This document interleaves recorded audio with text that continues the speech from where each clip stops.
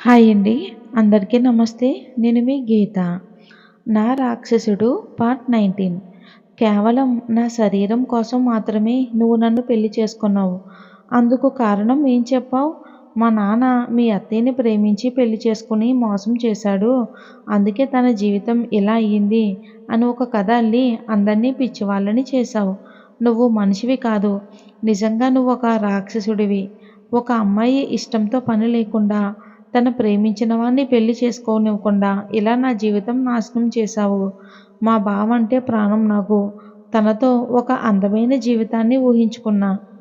అలాంటిది నా ఆశలు, ఇష్టాలు, కోరికలు అన్నీ నీ పంతంతోనే నా మెడలో తాళి కట్టి నా ఆశల సౌధాన్ని కూల్చేశావు. రాజ్, చెప్పానుగా కేవలం నీ మీద కోపంతో ఇలా చేశాను. రాజ్ ముందుకు వెళ్ళి, సరే అయిపోయింది కదా, నా మనసుతో నా శరీరంతో ఆడుకున్నావు కదా, ఇక మీద నన్ను వదిలేయ్. నేను మా బావ దగ్గరికి వెళ్ళిపోతాను. ఈ బంధం నుండి నాకు విముక్తి కలిగించు ప్లీజ్ అని తన 2 చేతులు జోడించి విరాజ్ని వేడుకుంది. భూమి అలా అడుగుతుందని ఊహించని విరాజ్ తన కళ్ళల్లోకి సూటిగా చూస్తూ, మీ బావ దగ్గరికి వెళ్ళి ఏం చేస్తావు అని అన్నాడు.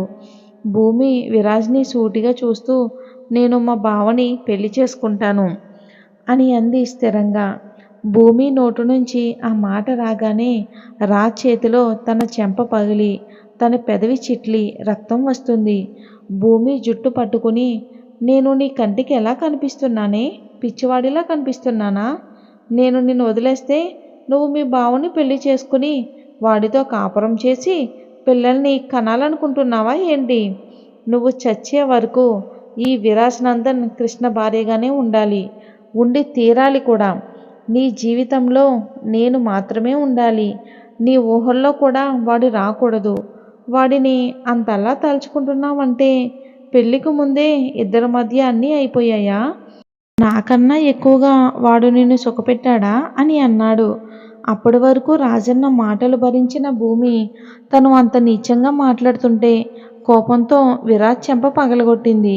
అది ఊహించని విరాజ్ షాక్ అయ్యాడు. తన పెదవుల మీద కనీ కనిపించకుండా చిన్న చిరునవ్వు వచ్చి మాయమయ్యింది. భూమి విరాజ్కి వేలు చూపిస్తూ, ఇంకోసారి మా బావ గురించి తప్పుగా మాట్లాడ్డావంటే చంపేస్తా జాగ్రత్త అని గట్టిగా వార్నింగ్ ఇచ్చి వాష్రూంలోకి వెళ్ళి షవర్ ఆన్ చేసి దాని కింద నిలబడి గట్టిగా ఏడుస్తుంది. బావా ప్లీజ్ నా కోసం నువ్వు ఇక్కడికి రావా? నాకు ఇక్కడ చాలా కష్టంగా ఉంది. నన్ను ఇక్కడి నుంచి తీసుకెళ్ళిపో బావా అని ఏడుస్తూ అక్కడే కళ్ళు తిరిగి పడిపోయింది భూమి.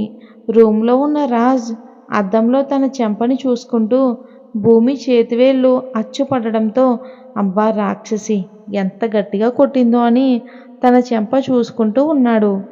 అవును, ఇంతసేపు అయ్యింది, ఇది ఇంకా బయటికి రాలేదేంటి, లోపల ఏం చేస్తుంది అని వాష్రూంలోకి వెళ్ళాడు.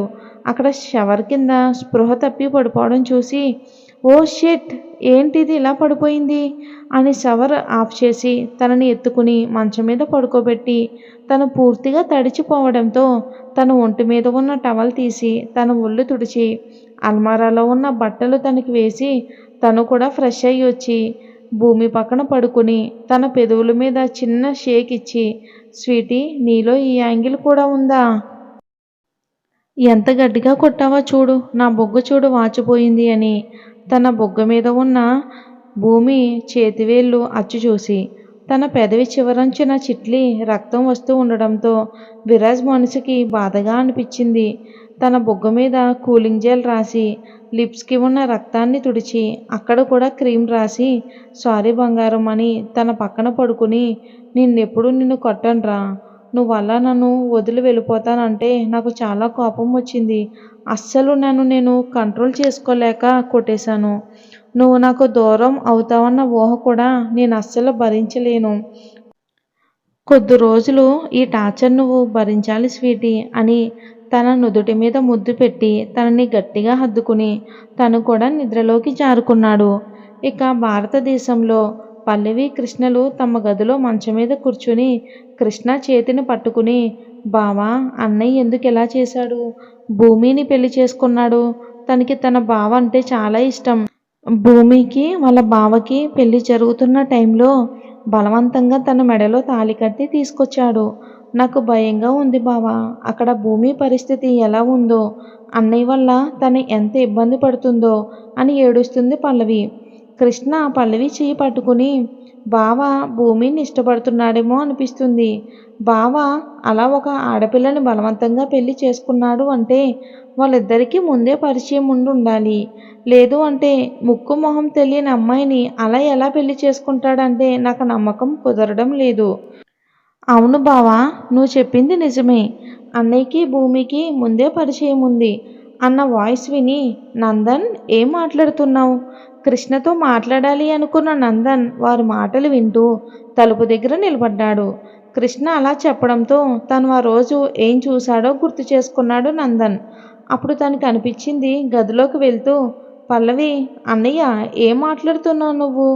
భూమిని అన్నయ్య ఎప్పుడూ చూడలేదు, మాట్లాడలేదు. తను మన ఇంటికి వచ్చినప్పుడు కూడా అన్నయ్యని కలవలేదు. నందన్, లేదు పల్లవి, భూమి అన్నయ్యని చూసి భయపడడం, తన నుండి తప్పించుకుని తిరగడం నేను కళ్ళారా చూశాను అని అన్నాడు నందన్. నాకు చాలా షాకింగ్గా అనిపించింది. అన్నయ్య అలా ఒక అమ్మాయిని ఇష్టం లేకుండా అలా చేశాడు అంటే మొదట నమ్మాలి అనిపించలేదు. కానీ కళ్ళారా చూసిన తర్వాత అన్నయ్య ఎందుకు అలా చేశాడో అర్థం కాలేదు నాకు. తను అన్నయ్య నుండి తప్పించుకుని వెళ్ళటం చూశాను నేను. తనని అడగాలి అనుకున్నాను. సమయం తక్కువగా ఉండడంతో అన్నయ్యకి యుఎస్ఏ నుండి ఫోన్ రావడంతో అర్జెంటుగా వెళ్ళాడు. నేను ఆ విషయం గురించే మర్చిపోయాను. సడన్గా తన్ని పెళ్లి చేసుకుని రావడంతో నేను చాలా షాక్ అయ్యాను.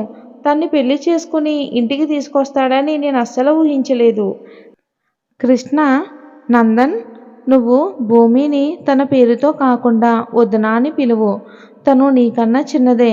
అయినా ఇప్పుడు మీ అన్నయ్య భార్య కదా, అందుకే తన్ని నువ్వు వదిన అని పిలువు. అలాగే బావా. అంటే తను ఇక్కడ లేదని అలా పిలిచేశాను. తను ఇక్కడ ఉన్నా లేకపోయినా తను నీకు వదినే అవుతుంది. ఒకవేళ నువ్వు అలా పిలవటం అత్తయ్యాళ్ళు విన్నారంటే బాగోదు కదా, అందుకే చెప్తున్నాను అని అన్నాడు. నందన్, నేనేం ఫీల్ అవ్వలేదులే బావా, నువ్వు చెప్పింది నిజమేగా. తను ఎక్కడ ఉన్నా సరే నాకు వదినే కదా. పల్లవి కృష్ణతో, బావా నువ్వు అన్నయ్యకి ఒకసారి కాల్ చేయి. కృష్ణ, నేనా అన్నాడు ఆశ్చర్యంగా. నందన్ పల్లవీలు ఇద్దరూ నువ్వే అని అన్నారు ఒకేసారి. నేను హ్యాపీగా ఉండడం మీ ఇద్దరికీ ఇష్టం లేదా? మీ అన్నయ్య గురించి తెలిసి కూడా నన్నే ఫోన్ చేయమంటున్నారు. పల్లవి, మన ఇద్దరిలో ఎవరు ఫోన్ చేసినా అన్నయ్య కోపంగా మాట్లాడతాడు. అదే నువ్వైతే నీతో బాగా మాట్లాడతారు అని అన్నారు. పల్లవి, నాకు భూమి గురించి అడగాలని ఉంది బావా. తను అక్కడ ఎలా ఉందో ఏమో.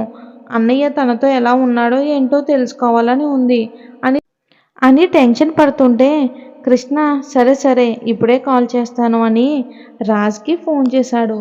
అక్కడ రాత్రి అవడంతో అసలే అలసిపోయి భూమిని కౌగిలించుకుని నిద్రపోతున్న రాజ్ ఫోన్ కాల్కి డిస్టర్బ్ చేయడంతో పైకి లేచి ఈ టైంలో ఎవరు అని ఒంటికి టవల్ చుట్టుకుని ఫోన్ చూసి అది చేసింది ఎవరో తెలిసి ఫోన్ లిఫ్ట్ చేసి బాల్కనీలోకి వెళ్ళి హలో అని అన్నాడు. అటు నుంచి కృష్ణ, బావ ఎలా ఉన్నారు, మా చెల్లి ఎలా ఉంది అని అన్నాడు. ఈ ప్రశ్న నువ్వు వేయాల్సింది కాదు బావా, నీ పక్కన ఉన్న నా చెల్లి కదా అడగాల్సింది. నీ పక్కన ఉన్న నా చెల్లి చెప్తేనే కదా నువ్వు ఫోన్ చేసావు అని అన్నాడు విరాజ్. కృష్ణ ఫోన్ స్పీకర్లో పెట్టడం వలన రాజ్ మాటలు అందరూ వింటున్నారు. ఇది ఫ్రెండ్స్, మరి వచ్చే భాగంలో ఏం జరిగిందో తెలుసుకుందాం.